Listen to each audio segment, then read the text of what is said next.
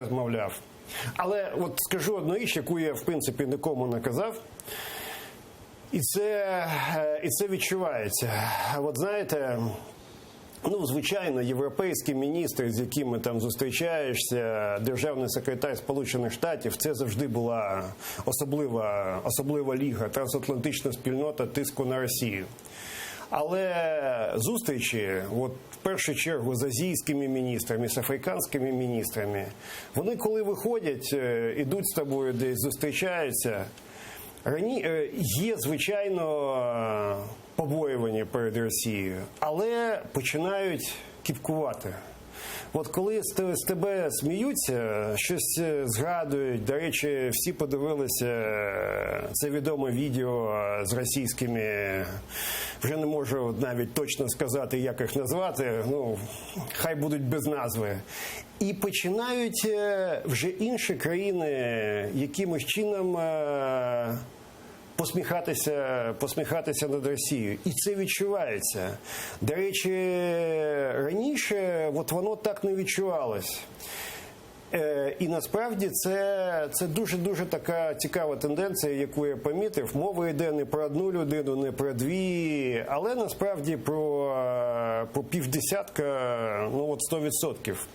І це таке дуже цікаво. Але з точки зору ООН, основні результати, якщо їх дуже так коротко звести.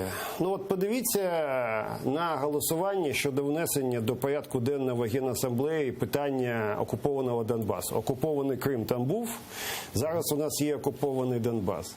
Хто голосував разом з Росією? Тільки такі запеклі союзники, на яких вона може розраховувати і вона може тиснути. Жодної з серйозних країн або з великих держав за визначенням ні. Хто підтримував під час своїх виступів Росію? Хто підтримував під час дискусій? Ті ж самі.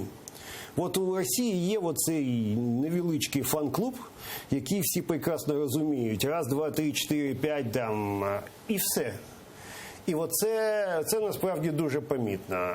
Будемо дуже багато робити стосовно окупованого Криму. Резолюція, звичайно, і хочемо її зробити більш потужною. І є така ідея зробити окрему резолюцію стосовно мілітаризації окупованого Криму. Тема, яка всіх цікавить, оскільки саме з окупованого Криму здійснюється багато речей, рейдів, поставок щодо Сирії, щодо інших речей. Базу зробили воєнну перевалочну. Так, не одну. Зараз Крим перетворився на одну велику військову базу російську. Причому, що там є, ми до кінця не знаємо. У нас є обґрунтовані підозри, що там може бути і ядерна зброя, або щонайменше інфраструктура для ядерної зброї. Те, що відбувалося на півночі Криму, так ще потрібно подивитися, чи там виробництво титана або щось інше, оскільки деякі речовини, які там зараз в аналізах знаходяться, вони в цілому виробництві начебто і не мають бути присутніми. Або там щось таке зовсім з виробництвом, або там щось інше. Тому маємо дивитися, залучати міжнародну спільноту.